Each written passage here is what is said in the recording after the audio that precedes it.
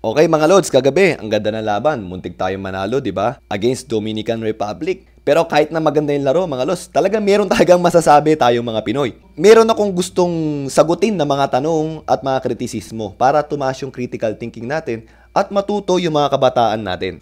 So, ano yung sinasabi nila na kasalanan na daw ng coach yan, hindi ng mga players. Kasi daw walang play.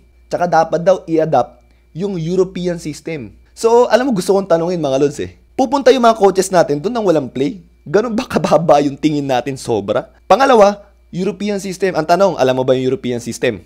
So mga Lods, panoorin nyo tong video na to ha. Sige, panoorin nyo muna. So ayan, binababa ni Dwight Ramos.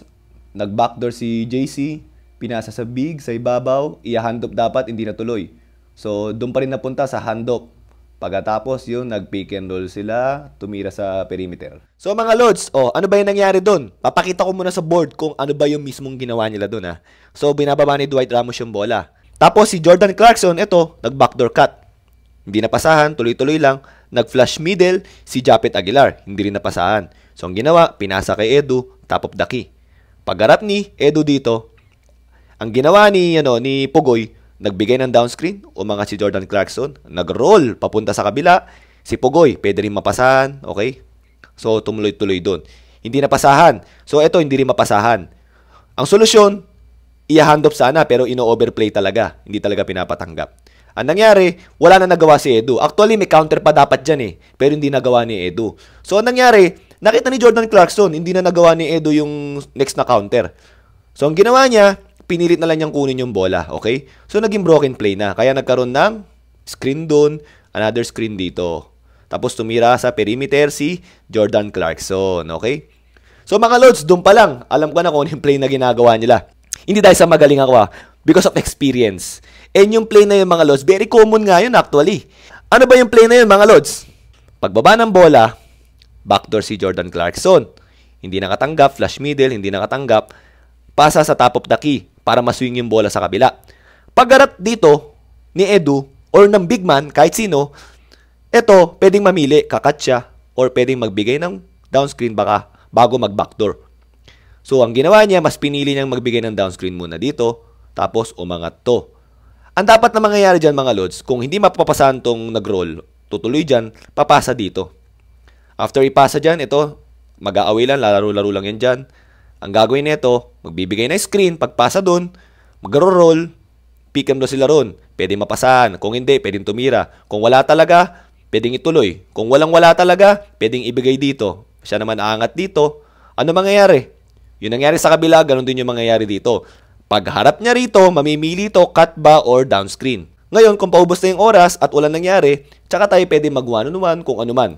Pero kung may libre, pwede tayong tumira. Sagutin natin yung unang tanong, wala daw play, kasalanan ng coach. May play Actually, nagkaroon na ng lapses or nabantayan kasi tayo mabuti, kaya hindi na natuloy yung play. Pero may play. Pangalawa, ano ba tawag sa play na to? Actually, tinatawag na namin to European motion So yung sinasabi nyong dapat i-adapt natin yung European system, eto na nga Matagal na natin ginagawa to at marami na nakakaalam sa Pilipinas nito. Pero aminin natin na talagang mas magagaling din yung kalaban kahapon. Ngayon mga Lods, ang tanong, ano ba yung sinasabi ko na pwede pang counter doon? Actually, ganito yun mga Lods Kung naisip ni Edu gawin to or nagawa niya, baka pwede natin matuloy Tingnan nyo mga Lods Ano nangyari? Backdoor si Jordan Clarkson. Walang nangyari, flash middle, hindi napasahan, pinasa dito. Nag-downscreen si Pugoy. Inuulit ko yung nangyari Nag-roll siya, umangat to. Hindi napasahan. Okay? So, ang ginawa niyang counter is, i-handoff sana. Pero talagang makulit yung bantay nito Talagang ino-overplay, so hindi pa rin na-handoff. Actually, dapat ang ginawa ni Edu dyan, binaba niya yan hanggang dun sa ilalim na. Yun ang counter dyan. Ano next na mangyayari? Magbibigay ng screen tong dalawa dito.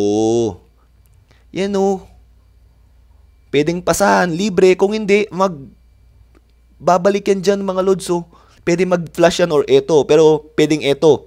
Tapos pag wala nangyari, lalabas to. Pasa dyan or pasa dito.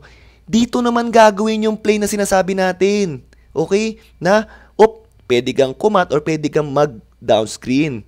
So ngayon mga Lods, ang tanong, wala ba talagang play? Ang tanong, European system, hinahanap nyo, ayan na. So mga Lods, sana na-enlighten tayo, pati yung critical thinking natin sa basketball, sana mas gumanda at nadagdagan yung kaalaman natin. Yun lang mga Lods. And be happy, support lang tayo sa Gilas. Nagiging maganda na yung performance natin. Thank you mga Lods.